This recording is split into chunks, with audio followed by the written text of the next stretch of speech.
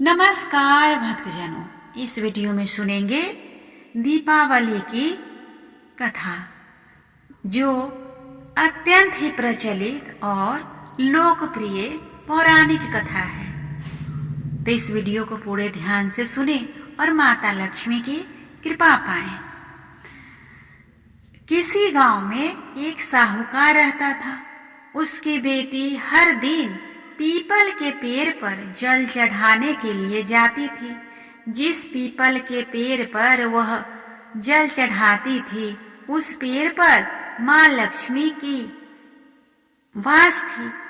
एक दिन लक्ष्मी जी ने साहूकार की बेटी से कहा कि क्या आप मेरी सहेली बनोगी?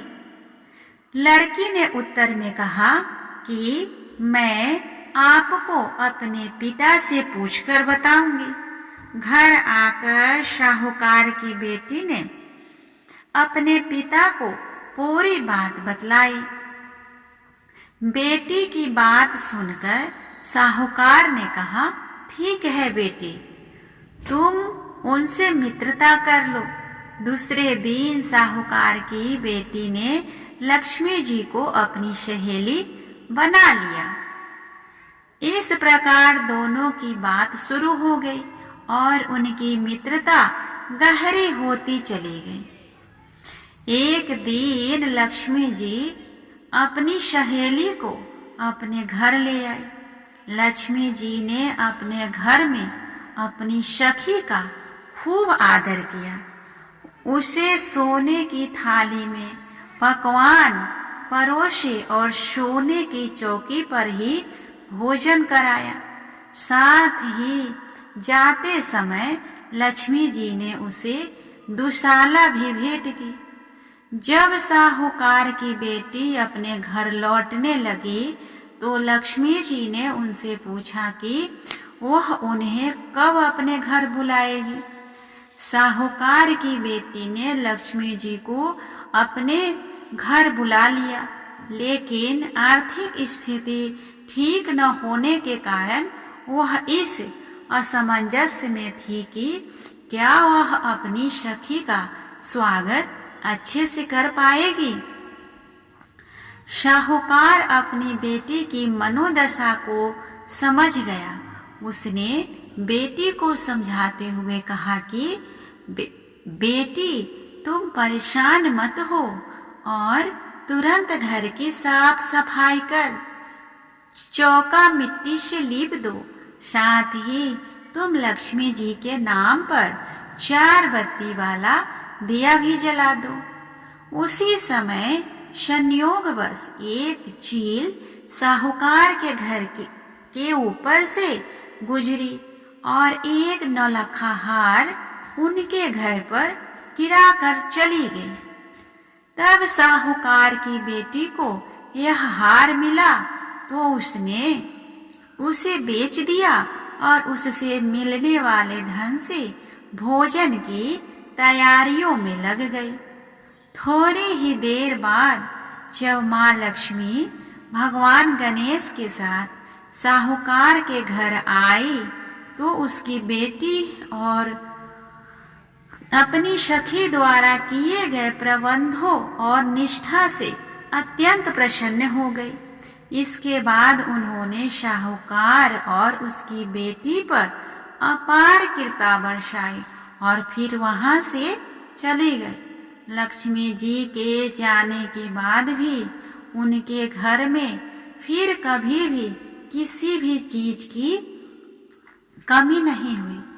हे माँ लक्ष्मी, जैसे आप साहूकार और उसकी बेटी को प्रसन्न हुई, वैसे ही हम पर भी प्रसन्न होकर अपनी कृपा बरसाना। इसी तरह हम दूसरी कथा को सुनते हैं, जो कि लक्ष्मी पूजन पे बहुत ही प्रचलित है, जिसमें भगवान कृष्ण और नरकासुर की कथा के बारे में वर्णन है। दीपावली से पहले नरक चतुर्दशी यानी कि छोटी दिवाली भी पूरे धूमधाम से मनाई जाती है। इसे रूप चौदस के नाम से भी जाना जाता है। लोग इसे पूरे उल्लास के साथ मनाते हैं, लेकिन बहुत ही कम लोगों को पता है कि इसे मनाने के लिए पीछे की पौराणिक कथा क्या है और इसे नरक चतुर्दशी क्यों कहते हैं। पौराणिक कथाओं के अनुसार इसका संबंध श्री कृष्ण और नरकासुर की कहानी से है। तो चलिए हम भी उस कथा को जानते हैं और सुनते भी हैं। कहते हैं कि भूदेवी समस्त प्राणियों का कल्याण करती है और पोषण करती है, लेकिन चिरकाल में एक समय ऐसा आया जब उनके ही पुत्र ने समस्त सृष्टि में दहशत मचा दी। हर तरफ उसने अपना आतंक फैला दिया। तब देवतागण भी उनके समक्ष कमजोर पड़ने लगे। तो देवराज इंद्र ने श्री कृष्ण के शरण में जाने का फैसला किया। घबराए हुए इंद्रदेव श्री कृष्ण के महल में पहुंचे। श्री कृष्ण ने उनका स्वागत किया, उन्हें आसन ग्रहण करने के लिए कहा और फिर उनसे वहां आने का कारण पूछा। इस पर इंद्रदेव बोले, हे प्रभु, पूरे देवलोक में हाहाकार मचा हुआ है। नरकासुर नामक एक पापी के अत्याचारों के कारण समस्त देवता गणों पर भय के बादल छाए हुए हैं। मैं यहाँ आपसे हमारी रक्षा की प्रार्थना लेकर आया हूँ। उसने हमारी देव माता अदिति का भी अपमान करते हुए उनके कुंडल चुरा लिए हैं। यह सुनकर श्री कृष्ण की पत्नी सत्यभामा बोली कि परंतु देवता तो स्वयं सबकी रक्षा करते हैं और अत्यंत शक्तिशाली होते हैं। फिर आप लोगों को किसी असुर ने इस प्रकार प्रताड़ित कैसे कर दिया? इसके उत्तर में इंद्रदेव बोले, देवी, इसके पीछे का कारण ब्रह्मा जी का वरदान है, जो कि उन्होंने नरकासुर की तपस्या से प्रसन्न होकर उसे दिया था। इस वरदान के अनुसार कोई भी देवता नरकासुर का वध नहीं कर सकता। इसीलिए ब्रह्मा देव ने हमें आपकी शरण में आने के लिए कहा है। यह सुनकर श्री कृष्ण ने इंद्रदेव की सहायता करने का आश्वासन दिया और नरकासुर की नगरी की ओर युद्ध करने के लिए जाने लगे। जाते समय उनकी पत्नी बोली, हे प्रभु, कृपया मुझे भी अपने साथ ले चले। तो श्री कृष्ण बोले, इस युद्ध में साथ चलना तुम्हारे लिए सुरक्षित नहीं है। यह सुनकर सत्यभामा बोली, आप स्त्री को कमजोर न समझे, मैं इस युद्ध में आपकी सहायता करूंगी। श्री कृष्ण बोले, जैसी आपकी इच्छा। इसके पश्चात श्री कृष्ण अपनी पत्नी के साथ नरकासुर से युद्ध करने निकल पड़े। श्री कृष्ण जी गरुड़ पक्षी पर सवार होकर नरकासुर की नगरी में पहुंचे और वहां उन्होंने आकाश से ही उनकी सेना पर वार करना शुरू कर दिया। उनके आक्रमण से नरकासुर की पूरी सेना समाप्त हो गई और एक दूसरे ने नरकासुर को उनकी जानकारी दी। नरकासुर गुस्से में आग बबूला होकर श्री कृष्ण के समक्ष गया और बोला, ग्वाले, मुझे अपने प्राण प्रिय नहीं है क्या? मेरा इतना दुस्साहस कि तूने मेरे ही सेना पर आक्रमण कर मेरे सैनिकों को मार दिया। तूने अकारण मेरी सेना का वध क्यों किया? तभी श्री कृष्ण बोले, मैं कोई भी कार्य अकारण नहीं करता। यह सभी हर पाप और अधर्म में तुम्हारे साथ थे। नरकासुर झुंझलाकर बोला, मैंने कौन से अधर्म किए हैं? इस पर श्री कृष्ण ने उत्तर दिया, तेरे पापों की सूची अंतहीन है। तूने माता अदिति के कुंडल छीने, तूने लोक हित के लिए तपस्या करने वाले ऋषि मुनियों की तपस्या भंग की, तूने देवताओं को और मनुष्यों को प्रताड़ित किया, तूने ब्रह्मा जी के वरदान का दुरुपयोग किया, उनका अपमान किया, राजाओं, ब्राह्मणों और राजकुमारियों का बलपूर्वक अपहरण किया और उन्हें बंदी बनाया। नरकासुर बीच में बोला, शांत हो जा ग्वाले, मैं ही धर्म की परिभाषा हूँ। मैं जो करता हूँ वही धर्म कहलाता है। तू किस अधर्म की बात कर रहा है? मैं अपने हिसाब से धर्म का पालन करता हूँ। श्री कृष्ण ने उसे समझाते हुए कहा, यह तू नहीं, तेरा अहंकार बोल रहा है। पापों के अंधकार में तू धर्म और अधर्म के बीच का अंतर भी भूल गया। मैं तेरा वध करके धर्म की स्थापना करूंगा। अपने वध की बात सुनते ही नरकेश्वर क्रोध की ज्वाला में जलने लगा और उसने श्री कृष्ण पर अस्त्र चलाकर युद्ध आरंभ कर दिया।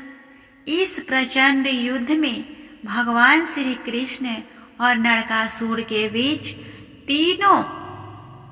तीरों की बौछार होने लगी और दोनों की तरफ से अत्यंत विनाशकारी अस्त्र शस्त्र चलने लगे। इस भयंकर युद्ध के बीच श्री कृष्ण जब धनुष की प्रत्यंचा चढ़ा रहे थे तो वह डोरी टूट गई। नरकासुर ने इस मौके का फायदा उठाते हुए तुरंत उन पर वार किया। यह देखकर श्री कृष्ण की पत्नी अपना हाथ आगे कर देती है और उस प्रहार को अपने हाथों से रोक देती है। अपनी पत्नी पर किए गए प्रहार को देखकर श्री कृष्ण अपना सुदर्शन चक्र निकालते हैं और नरकासुर का वध कर उसे दो हिस्सों में काट देते हैं। तभी धरती फट जाती है और उस पापी असुर के शरीर के हिस्से उसमें समा जाता है। इसके पश्चात भूदेवी वहां प्रकट होती है और हाथ जोड़ते हुए श्री कृष्ण को प्रणाम करती है। जब श्री कृष्ण उनका परिचय पूछते हैं तो वह बताती है कि मैं भूदेवी हूँ। यह नरकासुर मेरा ही पुत्र था। भगवान आपने अपने वराह रूप में इस पुत्र को मुझे वरदान के रूप में दिया था। अच्छा हुआ आज इसे मुक्ति भी आपके ही हाथों से मिल गई। श्री कृष्ण बोलते हैं कि देवी, आपका पुत्र असत्य और अधर्म के मार्ग पर चलने लगा था और उसके पापों का घड़ा भर चुका था। इसीलिए मुझे उसका वध कर उसे मुक्ति देनी थी। इसके बाद भूदेवी बोली कि मेरे ऊपर से पापों का भार कम करने के लिए तो आप आए हैं। वह मेरा पुत्र जरूर था, लेकिन उसके पापों का बोझ मेरे लिए असहनीय हो गया था। इस कारण मुझे उनकी मृत्यु का कोई शोक नहीं है।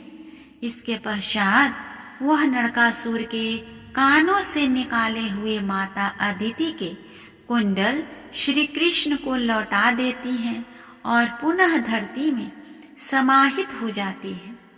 श्री कृष्ण इस प्रकार नरकासुर का वध कर देवताओं को उसके भय से मुक्त कराते हैं। साथ ही नरकासुर द्वारा बंदी बनाई गई 16,100 कन्याओं को भी कैद से मुक्ति दिलाते हैं और उन्हें सम्मान प्रदान करते हैं। श्री कृष्ण ने कार्तिक मास के कृष्ण पक्ष की चतुर्दशी के दिन ही नरकासुर का वध किया था। इसीलिए इसे नरक चतुर्दशी के भी नाम से जाना जाता है। आइए अब हम दिवाली के शुभ अवसर पर इससे जुड़ी तीसरी प्रचलित और सुंदर कथा को सुनते हैं, जिसमें लकड़हारे की नासमझी के बारे में बताया गया है। एक समय की बात है, एक राजा शिकार खेलने के लिए जंगल में गया। उस घने जंगल में वह मार्ग भूल गया और भूख प्यास से व्याकुल हो उठा। तभी उसने वहां एक लकड़हारे को लकड़ियां काटते देखा। राजा ने उसके पास जाकर कहा, भाई, मैं बहुत भूखा प्यासा हूँ और मार्ग भटक गया हूँ। तुम्हारे पास कुछ खाने पीने के लिए है क्या? लकड़हारा बोला, यहाँ से थोड़ी दूर पर एक बावड़ी है, मैं वहाँ से आपके लिए पानी लाता हूँ। तब तक आप यह मेरी पोटली में बंधी हुई रोटी खा लीजिए। और ऐसा कहकर उसने पोटली से निकालकर एक मोटी सी रोटी राजा के आगे परोस दी। साथ ही थोड़ा सा साग भी रोटी पर रख दिया। राजा ने रोटी खाई और पानी भी पिया। तृप्त होकर राजा ने उस लकड़हारे से कहा, मुसीबत में तुमने मेरी मदद की है। यदि तुम्हें कभी मेरी जरूरत पड़े तो मेरे पास आ जाना, मैं तुम्हारी सहायता करूंगा। लकड़हारे ने हाथ जोड़कर प्रेम से राजा को विदा किया और कहा, कभी जरूरत पड़ी तो वह राजा के पास सहायता अवश्य मांगने आएगा। कुछ दिनों के बाद उस जंगल के सारे पेड़ कट गए, जिनकी लकड़ी काट के लकड़हारा कोयला बनाता है। अब वह जीविका चलाए तो कैसे, लकड़ी कहाँ से काटे? इससे लकड़हारा बहुत दुखी हो गया। उसी हाल में वह राजा के पास पहुंचा और कहा, महाराज, मैं जिस जंगल से लकड़ियां काटता था वहां अब कोई पेड़ नहीं रहे। अब जीविका का मेरे पास कोई साधन नहीं है, इसीलिए मैं आपकी शरण में आया हूँ कि मुझे कोई मदद मिल जाए तो मेरी रोजी रोटी चल जाए। लकड़हारे को ऐसी हालत देखकर राजा ने कहा, मैं तुम्हारी मदद अवश्य ही करूंगा, तुम बिल्कुल भी चिंता न करो। उसके चले जाने पर राजा ने मंत्रियों को बुलाकर निर्णय लिया कि नगर के दक्षिण में राजा का नंदन के वृक्षों का जो वन है वह लकड़हारे को दे दिया जाए। इस प्रकार वह वन लकड़हारे को दे दिया गया। कुछ समय बाद राजा अपने मंत्रियों को साथ लेकर उस वन में पहुंचे, जो लकड़हारे के नाम कर दिया गया था। किंतु वहां अब न कोई वन था न कोई पेड़। लेकिन थोड़ी देर तक खोजबीन करने के बाद कुछ दूरी पर ही चंदन के कुछ पेड़ दिखाई दिए। साथ ही उनके पीछे बैठा लकड़हारा भी नजर आया, निराश, उदास और विचार मग्न। राजा ने उसके पास जाकर पूछा, अरे, तू क्यों चिंता में डूबे हो और यह हरा भरा वन वीरान कैसे हो गया? लकड़हारे ने प्रणाम करके कहा, आपकी कृपा से इतने साल तो कट गए, अब यही कुछ पेड़ रह गए हैं, थोड़ी दिनों में ये भी जल जाएंगे। चिंता इसी बात की है कि इसके बाद मैं क्या करूंगा? राजा ने आश्चर्य से पूछा, तो थोड़े से रह गए, इतने बड़े जंगल का तुमने क्या किया? लकड़हारा बोला, रोज लकड़ी काटता हूँ, जलाकर कोयला बनाता हूँ, वहीं बाजार में बेचकर पेट पालता हूँ।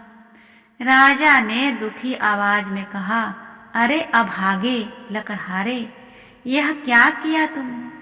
यह तो चंदन का जंगल था, उसे जलाकर कोयला क्यों बना दिया? लकड़हारे ने हैरानी से पूछा, यह चंदन क्या होता है? राजा बोला, अच्छा होता कि यदि तुम यह जानते, जाओ इस बचे हुए पेड़ से एक लकड़ी का टुकड़ा काट कर लाओ और इसे ले जाकर उसे बाजार में बेच दो। यह सुनकर लकड़हारे ने वैसा ही किया। उसने बाजार जाकर एक दुकान को वह लकड़ी खरीदने के लिए दिखाई।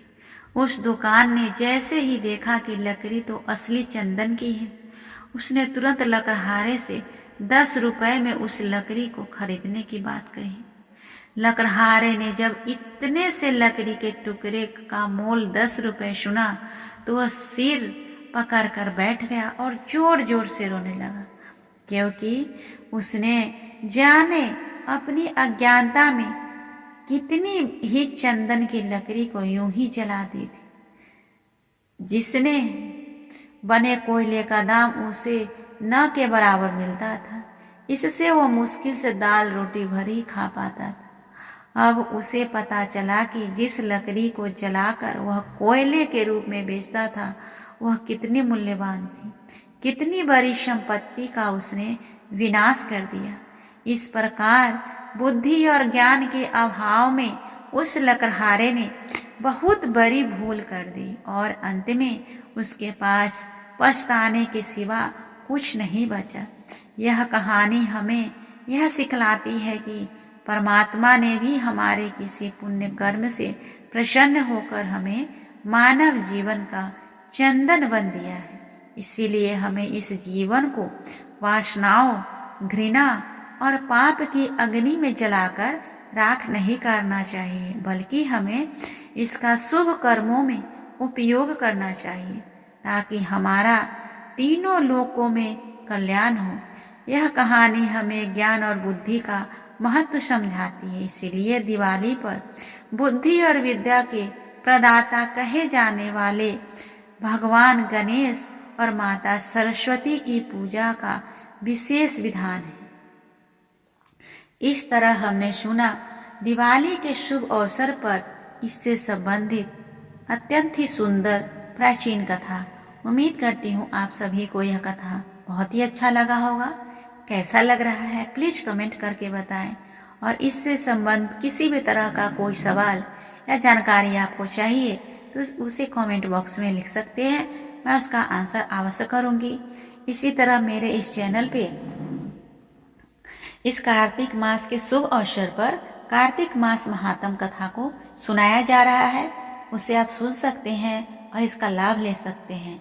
तब तक के लिए आप सभी को मेरे तरफ से दिवाली की हार्दिक शुभकामनाएं। आप सभी पर माता लक्ष्मी अपनी कृपा बनाए रखें। जय माता लक्ष्मी की।